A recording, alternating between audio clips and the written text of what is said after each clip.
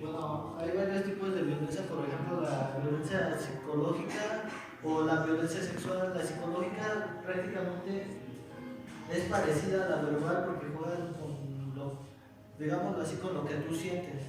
Y la verbal es con puras palabras, digamos así, como que tú eres un torpe nada más porque estás gordito o nada más porque llevas mejores calificaciones que los demás, ¿no?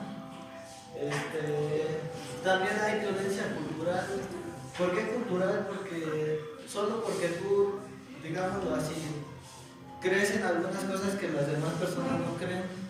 O por ejemplo, ahora que se da lo de... Es como una influencia muy grande sobre los ateos. Los ateos todos creen que todos son, la mayoría, no todos porque algunos son muy respetuosos, creen que todos son de bajo nivel intelectual o no saben pensar solo porque tienen una creencia, creen que existe Dios. Tal vez sí existe, tal vez no. ¿Tú cómo lo puedes saber si no has experimentado algo así, no? También puede haber violencia económica, como lo dijo mi compañera, es a causa de la desigualdad. ¿Por qué? Porque, pues no sé, hay muchas personas que creen que porque tienes dinero puedes hacer a los demás menos.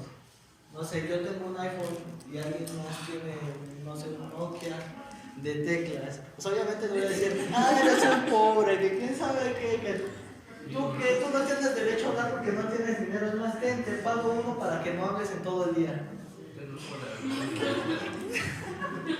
Más o menos así es ese tipo de violencia.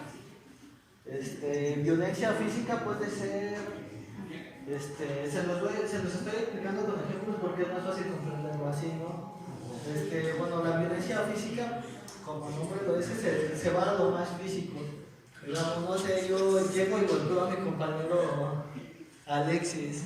¿Qué me ves, gordito? ¿A poco así? Él me va a decir, perdóname, perdóname, compañero, pero yo no te voy a ofender, tú no me estás haciendo nada. ¿Yo por qué te tengo que decir algo?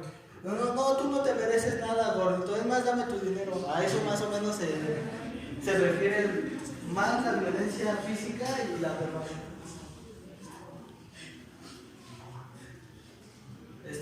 Bueno, México es el país más violento no creo que sea el más violento.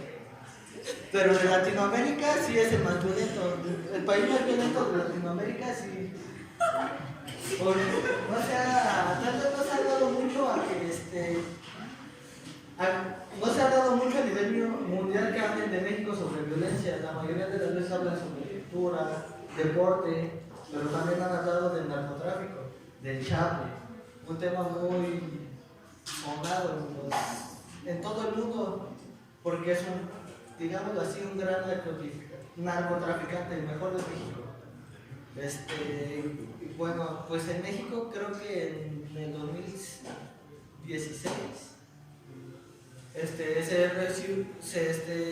se registró una cifra. Voy a dejar el micrófono porque no hablé con él en toda la explicación. Se registró una cifra de aproximadamente de 23,000 personas, porque no creo que exactamente hayan matado a 23,000 personas en todo el 2016. Eso lo pone en una posición muy alta, superando a Afganistán y a Somalia. Bueno, por mi parte sería todo. Bueno, basándonos en lo que mencionaron mis compañeros anteriormente, tanto la desigualdad como la violencia, bueno, es que ya estando un poquito ronca, utilicé el micrófono.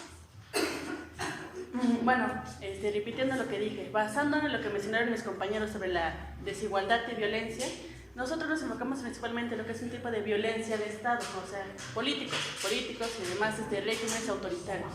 Aquí lo que nosotros podemos apreciar es un pequeño caricatura política, donde ese informe no refleja la realidad del país.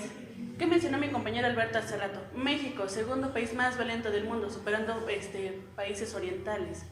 Y bueno, también junto con esto, una frase que dice: la fuerza de opresión y muerte en México viene casi siempre del Estado. El Estado, ¿de qué manera nos afecta? ¿En qué manera nos perjudica con esta violencia? Tanto, bueno, por ejemplo, nosotros los jóvenes, que nos reprimen. no solo en no dejarnos expresar nuestras ideas, sino también de manera física. Realmente se ha visto en noticias, y no solo de esa manera, puesto que los medios de comunicación también son manipulados. Ellos no nos enseñan la realidad por la que estamos pasando, ya sea en manifestaciones y demás, como fue el movimiento del 68, bueno, de los más recordados hasta entonces en la historia de nuestra universidad, donde personas de manera pacífica intentaron arreglar sus asuntos políticos. Y el Estado, ¿qué hizo? Reaccionó de una manera violenta contra nosotros. ¿Puedes, por favor, también la siguiente imagen? La violencia como lenguaje del Estado. Como mencionaron mis compañeros, mencioné yo, el Estado, sí, nuestro enemigo principal y demás. Bueno, a lo mejor nos dirán, no, el Estado no lo tiene por compromiso el protegernos y demás. También nos depende de nosotros como sociedad.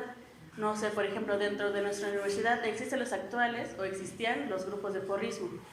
Esos que contra su misma universidad ejercían la violencia. Algunas veces se decía que era manejado por poderes más altos, bueno, administrativamente, por así decirlo. Otros decían que no, que sí, pero como sea, la violencia estaba entre nosotros. Entre los mismos estudiantes se provocaba esta violencia. Dejando a un lado el nivel estudiantil, nos vamos a uno más alto, con los profesores. Dentro de estos mismos existía un tipo de violencia, por decirlo, psicológica, donde se les manipulaba a estos, donde si decían o hacían ciertas cosas, denunciaban un maltrato o algo, se les iba a hacer algo malo, no sé, simplemente era chantaje, manipulación, que actualmente se sigue haciendo. Todo esto nos lleva a un gran problema de corrupción, de chantaje, de impunidad. La impunidad es un gran problema que tenemos actualmente en México, desde los sectores más bajos hasta los más altos. En la universidad, ya sea dentro o fuera de ella, no solamente depende del Estado, aunque sí, yo la verdad, personalmente, atribuyo la mayor parte a porque es aquel que tiene los recursos necesarios para corregirlo, pero no lo hace. ¿Por qué? Porque ya lo dije, la impunidad, uno de los más grandes problemas en México, lo estamos viviendo actualmente. Gracias por su atención, maestros y compañeros.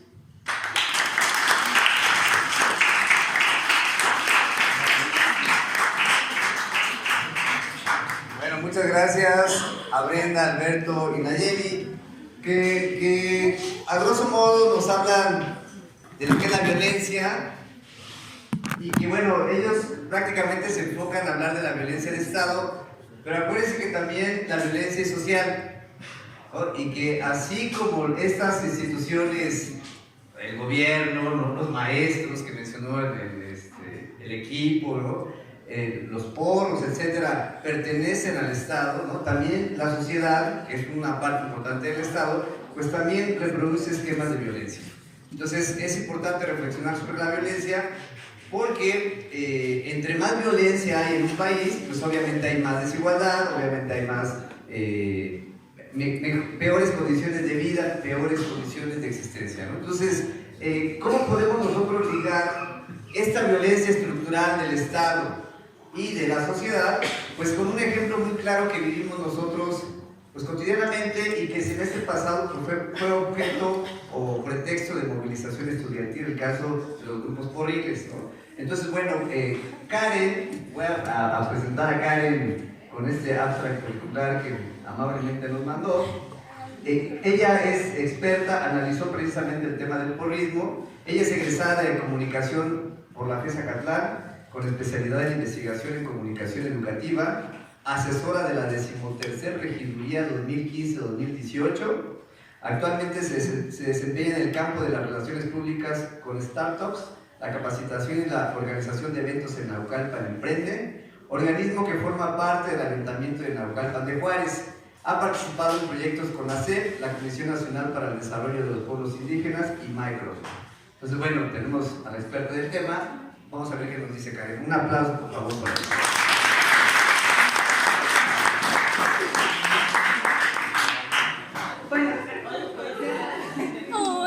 Bueno, este artículo no lo hice yo sola, quiero empezar aclarando. Lo hice en conjunto con José Luis Alvarado, quien no pudo venir porque los horarios laborales, ya saben, David Godínez no le permitió el salir. Y bueno, se titula Construcción de identidad dentro de organizaciones estudiantiles de violencia institucionalizada.